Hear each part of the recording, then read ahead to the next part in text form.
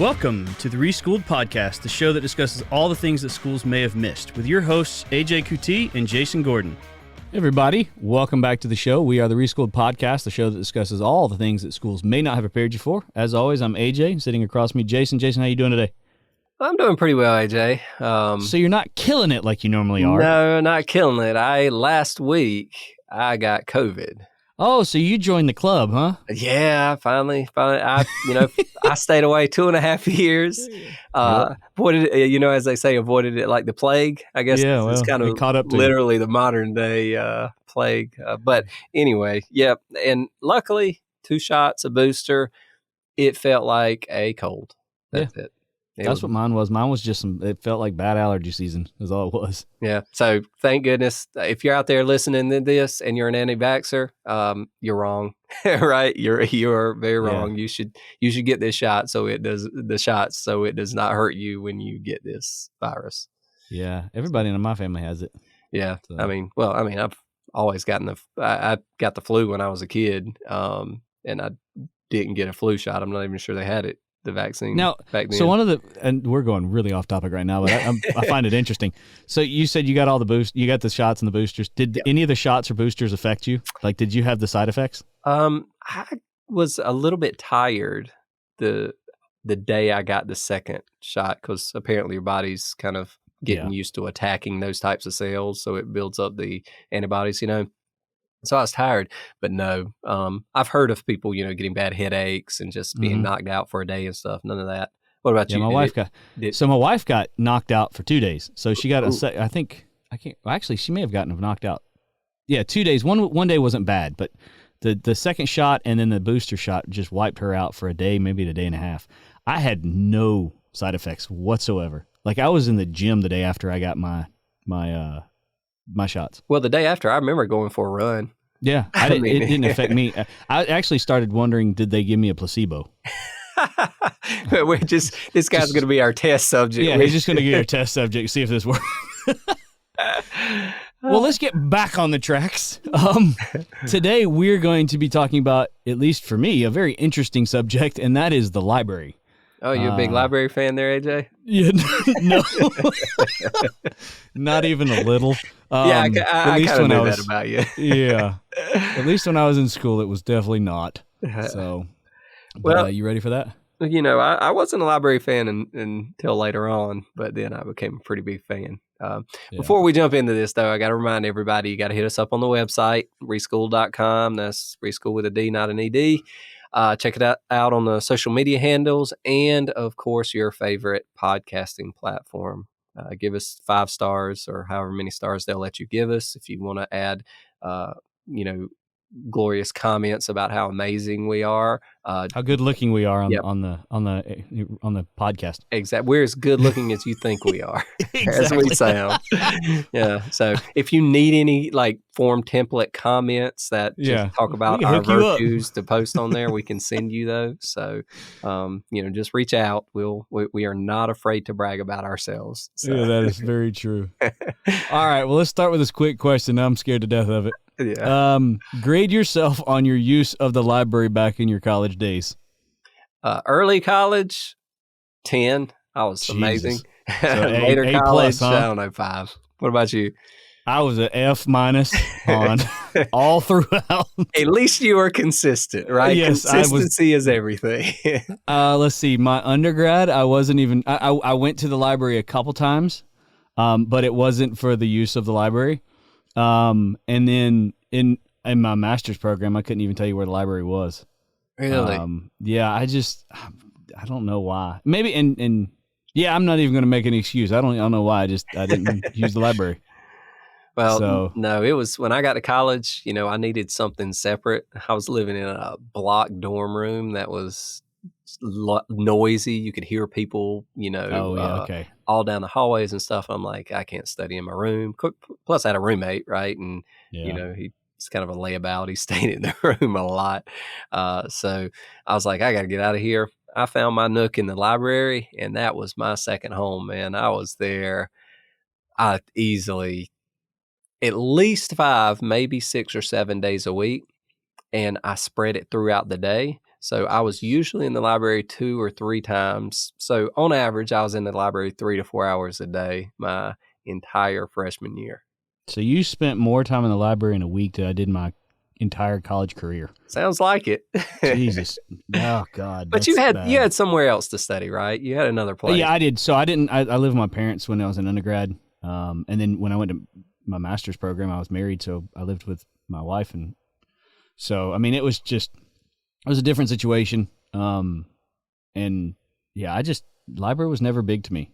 Of course, books were never big to me. So, I relied a lot on the internet. God knows if, those research papers you had to do back in undergrad, Wikipedia was the best thing ever. Well, see, the electronic resources in the library, and we got to talk about all the things the library Oh, offers. yeah, we are. I just loved it as a space. Like it felt serious. It allowed me to concentrate when otherwise. Turns out I'm a better studier though. Well, let me say this. I'm a good studier in the library. I'm better at getting things done when I have a little bit of background noise. And the library offers both of those. Yeah, because it's not overbearing. Yeah, like the entranceway is kind of things are happening, things like that. You can put in your earbuds, get a little, and so you get that kind of coffee shop feel, like people are doing things, blah, blah, blah. But they have the quiet spaces, where you can hear a pin drop. And when you just have to really, get down and memorize something, having that zero, noise, zero people coming by, zero just interruption. Yeah. I mean, so anyway, I was a big fan of the library. Were you the snooty one that sat in the corner and when somebody sneezed, you gave them the dirty look? Like, shut up. No, man, I was in a hole in the back, okay. Right? I found my cubby and I didn't have to worry about that but I think like most people, the silent reading room portion, there's not a lot of people in there, and anybody who actually goes in there wants to be in there. So I might have been the louder one because I was really bad about carrying food with me. Oh, you were the ones eating the chips? Yeah, you're not supposed to do that, but I'd be back there trying to like crunch an apple and not make it loud, like, and I'm like, God, how can I? Sounds like I'm in the Grand Canyon, it's echoing, and I'm, when I'm biting into a crispy apple. So anyway, that was giving you the dirty looks. Yeah, I that particularly that first year, I lived in the library. It was my spot. I got you. All right, well, let's get to the main topics. And yeah, I think the biggest question here is just why would somebody use the library? And I think you talked. I want to throw that one back at you first. Why would you not use the library? I mean, what was wrong with it? Why didn't it stick for you? So I think there's a couple variables in there that made me choose not to go to the library over somebody who like you who used it, like you said, a lot in your freshman year. One is that it was just I lived about 25 minutes away from campus. Mm-hmm. So for me to go to the library, it was a 25-minute drive there and a 25-minute drive back. And so I just, from a lazy place, I just thought it's just, I can get what I need off the internet and not have to really resort to the library and go there. And I had a quiet house, so I didn't have to worry about studying in a quiet place. So I don't think it was really just as necessary for me from the common stuff that you would get. And I think we're actually going to talk about a little bit later on, maybe some uncommon tips about the library. From the majority of the time, I didn't need it. It wasn't something that I felt like I needed. And so I didn't use the library that much. Like I said, I'm not a reader. Most of the stuff that I've read, and I use read in quotes, is audiobooks. So library's not going to help you there. You think that? You think? Well, now they are. Yeah, now they are. They actually have apps now. Yeah, I mean, the library's got so much more, right? We are talking a couple years ago. Yeah, so that's true. But even back then, there were some audio stuff you could listen to. CDs and stuff, and they had these audio rooms that you could go check out. And so that was early days, I know, but it was a great experience because like you could black it out so it was very dark in there too, right? And throw back on the audiobook. It really got you into it. I mean, did you ever use the microfissures? I had to for classes. Really? Yes. I thought that was the coolest thing ever. Did you? Yeah, I thought because it was like we didn't have the internet. We didn't have the ability to, we had the internet, but it wasn't that big at the time. So you can put this stuff on microfiches. They haven't been digitized yet. Yeah. And I thought this is really cool to save space so you can see things. Nobody listening to what you're saying right now knows what a microfiche is, right? Not a clue. Why don't you tell them? Tell them what microfiche is. So it's pretty much they take documents of some sort and they shrink it down to like this. What would you say, like a 1 inch by 1 inch? Yeah, I think it's old 35 millimeter, like cut down. Yeah, it's a transparency, and you put it under this mega microscope that has a TV screen, and that's how you check the document. So it saves the space. So it's not on a full page; it's on a very small, I don't know what you call that, but like film. Yeah. Who needs hard drives? Who needs zip files? Right? We had it figured out back then. Oh yeah, you just put it on little film and just project it on a monitor when you have to read it. You move it less than a millimeter, and it comes off the page. Yeah. You can never find what you need because the smallest movement was magnified by 100. And they were these big, clunky machines, looked like Apple designed them in 1980, right? Yeah. I mean, and it was a combination. It was like the early supercomputers meets a microscope, right? And then like 1960s box TV. So like that was the combination. And you use this little crank dial on the side to spin it through. So, yeah, I had to use that some. You know who still has to use it? Who? Any small town lawyers. Really? Because all court and case records are still in there in hard copy format. And to reduce space, it's not like most of these townships have digitized the records and stuff. They just put it on microfiche. They haven't learned about the internet yet. Yeah, so that's still a thing. Like if you go, you want to become a paralegal or you practice certain types of law, like, title search and some other, areas where you have to actually go and research, land records or claims or something like that. Yeah, there it is. Microfiche still there. You got to get proficient in that little Atari joystick thing. Yeah. So I didn't use that a whole lot. Okay. Well, what are we talking about here? We got to tell them what the library's got to offer, right? Yeah, exactly. So, so you obviously didn't find too many things of value in there. No, not much. The things I found of value, I've already said, right? There's almost always a reading space. Mm-hmm. Okay. Even in the most rudimentary libraries, you still got the quiet areas. You got books.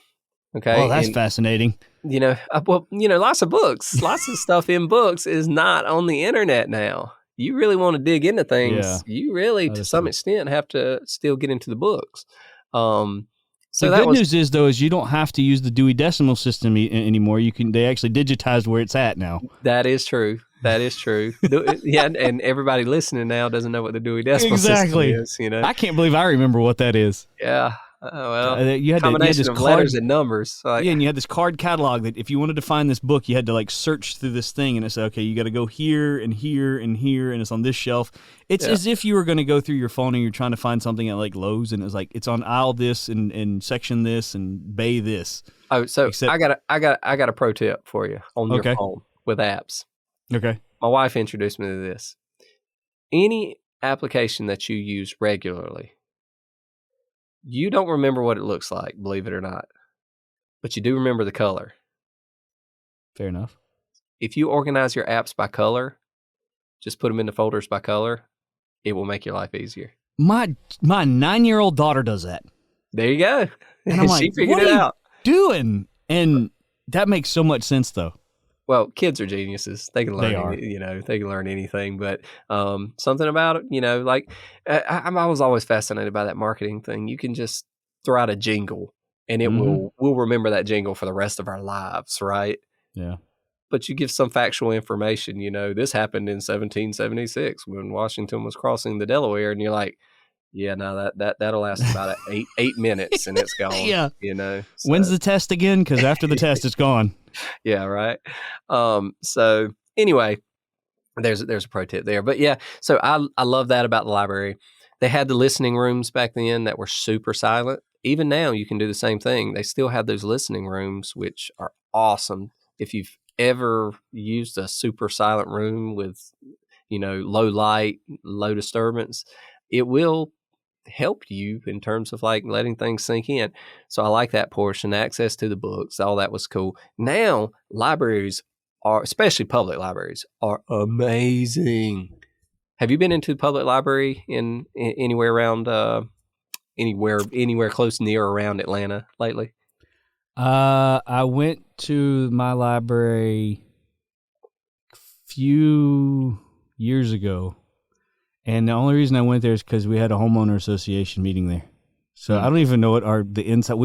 You walk through the door, to the left is the meeting room, to the right is the actual library. I've never actually walked into that library. So I'm still consistent today. Yeah. So let me tell you what you will find in most of these libraries now. One, they have computers with internet. That does help a lot of students. Oh my God. Students, anybody, the public, right? I mean, internet access. Now you have to jump through some hoops. Some of them have cheap ways to print. So that's good, right? So you need that function. Fax, scan, all that kind of stuff. You don't just have to go to the post office is far more expensive than doing those things at the library, believe it or not. I got you, because you just pulled out a fax, and some of these people don't know what faxes are. Oh, yeah. God, we're dating ourselves. But they don't realize there are still some things that are going to require, like insurance industry and stuff like that. They do not let those people, many agencies have rules against you cannot send people emails. As a matter of fact, you're not as big a tax guy in accounting as others, but the IRS still does not have authority to send you an email. Yep. Because they don't want the agent's Security emails reasons, getting out there, right? Yeah. So emails are only for internal use. I remember a colleague of ours saying that if you really needed to memorialize something as an email, you could type out an email and then print that email so it is in email format and then go fax it. Jeez, that's a lot of work. Now, I will tell you this, the whole fax machine and stuff like that is not as necessary anymore because now they have online faxing, right? You scan something. I've used that before, yeah. Boom, it just makes it easier, right, to send and receive fax. So anyway, there's that. You've got those functions at the library. But here's the cool stuff. People are trying to be creative. Tons of software programs, green screen rooms. You can check out some high quality DSLR cameras to do videos, to do headshots, background photography, short, films and clips and stuff. Now, I know that's becoming a little less relevant, the quality of the equipment, because the quality of what you can do on your smartphone now, right? You take that's ridiculous. iPhone with Filmic Pro, and all the settings on that, you can record a feature film if you know what you're doing. The big thing is lighting. They have cool lighting in there, so I do a lot of videos, that. Lighting is everything. You can have a very average camera and good lighting, and it'll come out a lot better than a good camera with bad lighting. So anyway, stuff like that. They tend to have things like 3D printers. Some of them even, I don't know why, they have full maker spaces. They have like sewing machines, and they have things like that in some of the libraries. And it makes sense, right? They're all a utility, right? Yeah. Especially when it requires some kind of like software to run it, right? But like cool programs that would cost you like crazy. CAD, for example, right? If you know what CAD is, computer automated design, anything you're going to do to design something has to have, vector style images that have 3 or dimensional ability. Some programs like Revit, right, which is like CAD but with rendering ability, where you can render pictures that look like they're real, right, from a 3-dimensional CAD file. So if you're going to design products, like you're an aspiring industrial engineer, you're going to create animation, things like that. All of these programs, libraries have access to. I bet most college campuses out there have access to programs that if you bought them individually would cost you thousands. Yeah, I mean, absolutely. CAD alone's $1,000, right? I mean, Revit's more than that. Yeah. Type scenario. So I love that aspect about it. Now, I'm not skilled in most of these programs and stuff, but the fact that they have it, that it's there for you, right? It's accessible to all. Yeah. And, so the whole idea is, olden days, we learn everything from books, blah, blah, blah. There's all the books. So you got all the resources you need to learn. But now people are there's this bent now, this change. And I kind of like it in society that people are going to functionality and utility as being the learning drive, not the history, not the theory behind it. There's always going to be your group that needs to understand the theory and the history, but they're focusing on the technical aspects first about how you do things. I really love that. I think it's an amazing way to approach things.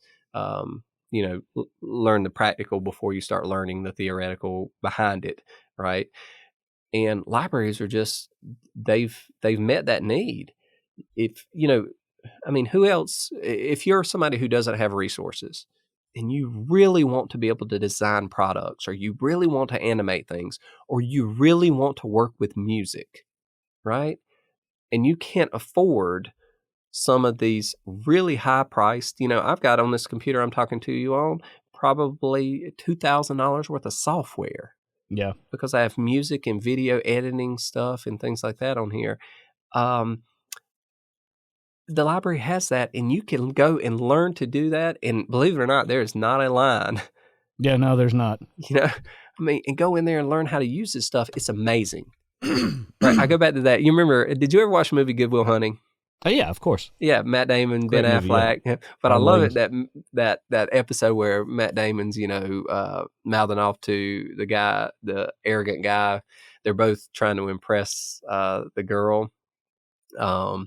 And the guy's from Harvard, and he's talking down to Matt Damon, but Matt Damon's a genius type thing. But afterwards, when he walks away, he sees the guy like in a fast food place or whatever, and he walks up to the window. He's like, well, actually, that's a different scene. But I guess the one I'm thinking about is where he says, you're going to realize one day that you could have learned everything that you learned with a library card and $14 in late fees.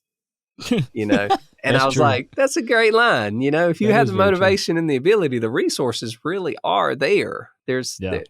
What you can learn is limitless on almost no budget.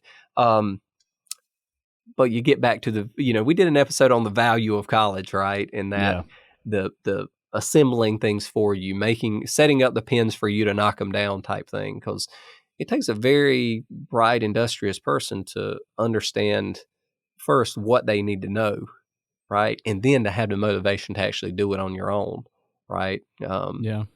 Right. So. I look at the library now. I mean, obviously maybe this is because of, us coming from business. I look at library as just like any business, especially like a school library, is they're having to compete. They're having to compete to get the attention of the students in the school libraries because the internet, just like e-commerce, brick and mortar stores are having to figure out how to get customers in their store to compete with the ones that they can do online in their pajamas in their bed. Mm-hmm. Libraries are having to do the same thing, especially school libraries. They're having to become more innovative and creative in ways to get the students into their doors, because they have to. That's part of it. That's part of the reason why they're there is to give them that resource. And if nobody's using it, then they're not going to get the funding that they need. So they have to come up with creative ways. And I think some of these libraries, like you said, some of these things that they put in libraries are fascinating, because you can not only can you get a degree in business or get a degree in whatever you're going for, you can also get the skills if you're dedicated and determined enough. You can get skills to do side gigs, like you were talking about with 3D printing and learning CAD programs and stuff like that. You can get those skills while you're going through school for free. You're not having to pay for them. You're not having to do anything. They are there for you, and you have, not only is it you don't have to use just YouTube videos to figure this out. You can actually get your hands on these expensive programs. Yeah, for example, most universities out there now use LinkedIn Learning. It used to be a combination of LinkedIn Learning and lynda.com. Those were the two market leaders, but LinkedIn bought lynda.com.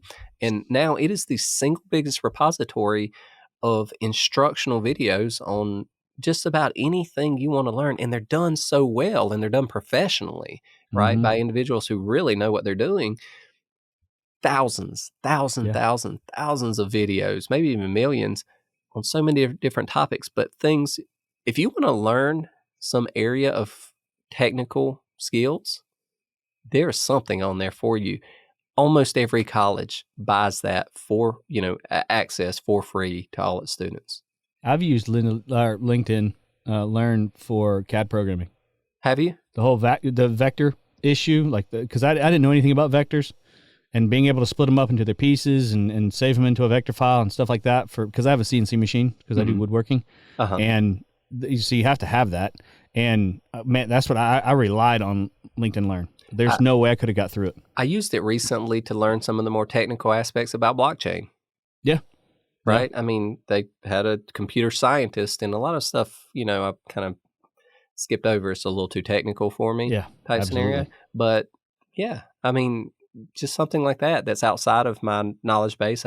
Otherwise, I don't know where to start looking, right? Because a lot of things are just explained on a very cursory level to start with. That type of thing, right? Just incredible resource. So yeah, I love the library. I loved the library when it was basically nothing but a quiet space with a bunch of books and resources and stuff like that.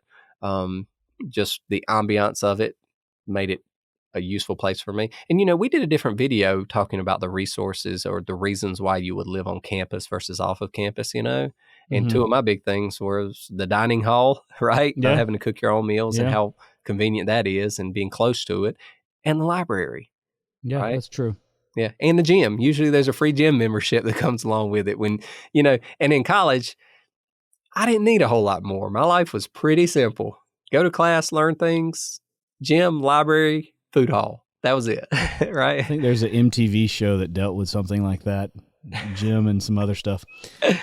Let's get into the uncommon tips. So these are things, when we put this on the show doc, this was kind of things that you may not know about the library. Or maybe you do, but maybe it's just not as advertised as much. So do you have one? Well, yeah. Most people probably don't realize anymore that the library has books in it that are, I know I dropped a bomb on that one. Books are still very useful because they are not on the internet yet. So uncommon. Yeah.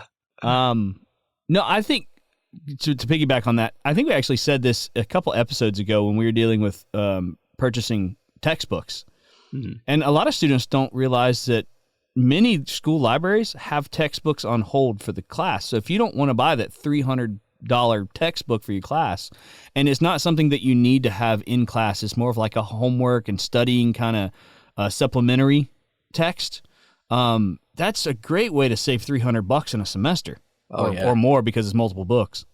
And, you got to be quick, though. Oh, yeah, because other people do know that. Yeah, 10, 15, 20, 30, 160 people in the class. The library's only going to have a few copies at best, right? Sometimes only 1, 2, or 3 copies. So you better be on the ball, right? As they say, get there early, check that thing out. And there is issues about how you check it out and continue reserving it the whole semester, right? So you can kind of share the love there in terms of who's got access. Yeah, and also to kind of reiterate what we said in that episode, it's a good idea to contact your professor early to see if it's something that's needed, so that way you can get the jump start on getting it reserved. Mm-hmm. Absolutely. What's another one? Movies. Most of them have movie libraries in there where not just educational stuff, some like cool movies, and you can go check it out. You can actually, lots of them have media rooms and stuff too. You can go in there and watch some pretty cool stuff just to entertain yourself. That one I didn't even realize. Yeah. I mean, it could be a fun place, right? Especially for like introverts who just are real, cinemaphiles or videophiles, just love it. It's a great spot. Normally the rooms are set up pretty well. They'll have high quality headphones you can use and stuff like that. Another one for me would be the breakout rooms. I did use the breakout rooms a couple times. If I went, that's pretty much what I went, because I got more out of group studying than I did studying by myself. If I was studying by myself, I tend to get my attention starts to drift. Something catches my attention and it just goes away from studying. But when I'm with a group, I tend to be more engaged, and I love questions. When somebody asks me a question that I can answer, it kind of reiterates to me. It reemphasizes what I need to know, and so it helps me study in that way too. So I love group setting studies. And those breakout rooms, to be able to have a common room where nobody else is going to bother you. It's a smaller room, but it's a common room. It's got a table, but also have like a dry erase board in there. All these resources for you to have, and you can reserve it for this time period. That was something that I felt was really, really nice. It's not having to study, at a McDonald's or Starbucks or anything. It's a quiet area that you can really hone in on it. And you can, like I said, that dry erase board, that's where I learned the value of a dry erase board. That was huge for me. So if you didn't know this, you can definitely use those as group study rooms. Gotcha. That's a great one. I love, especially when they have the movable whiteboards and stuff like that. Yeah. That stuff's awesome. Librarians. Everybody thinks the librarians there just to shush you, and they are. But they have... sorry, you caught me off guard when you said shush you. Yeah, right? But they are amazing. Most of them have degrees in library science. You can go up there and ask them almost anything. It's like your own personal Google, but a helpful one, right? It's like Google meets TaskRabbit. You ask them about anything, they will go to work for you. They'll be like, let me look into this. I bet there's resources here. Let's identify there's resources in this way, this way, this way. You could probably use them in this way. Here, let me help you find these. They will walk you around. You don't even have to look for things. They will walk you around the library, show you where to get things. They will help you figure out how to use it. I've never seen a more helpful group. And I think the reason for that is people just don't ask them for help other than where's the bathroom, right? Type scenario. And they're waiting to show you how skilled and how knowledgeable they are. And then somebody actually takes advantage of it. They're like, I need a lot of help. They're like, you are in the right place, my friend. Let me take that one step further though, because I will say this is especially in the program I'm in right now. If you need help with knowing how to cite something or something in the research department, they know what they're doing. Like the whole APA or what other, we use APA, that's all I know. MLA maybe. They know it, and they know it very well. So if you ever have issues with that, that's a perfect resource to go to. And like you said, they love the questions because that's the interaction. Yeah. So that is an introvert's mecca, right? Oh man, See, people don't realize it. Extroverts like being around a lot of people and having cursory relationships. Introverts and extroverts get energized by that. Introverts get exhausted by that. The superficial, widespread, but they tend to have very strong, deep relationships with small groups of people, and they get just as energized by that. Right. Yeah, so, the type thing is, when you put somebody, you allow them to show what they're passionate about. Yeah. It doesn't matter that they're not social butterflies, in a normal setting. Like they will really go to bat and work hard for you. And lots of them are just really nice people, really cool people. Yeah. So, will you have any other ones? Yeah. There are other things about the library that I would say are pretty useful. Number one, internet. You've got Wi-Fi everywhere, but when you need to upload and download things, they tend to have physical plugs there. Yeah. You can bring your laptop. You can check out a laptop. They have lots of times standalone computers, sometimes that are a lot faster than your computer. Sometimes they're not awesome, right? But you never know. It depends on the time of year and, because they replace the technology so frequently. But having the physical high speed, sometimes fiber internet connectivity. If you've got to upload things to the cloud, big files and stuff that would otherwise take you a long time, it happens in seconds or minutes when you do that. So anyway, access that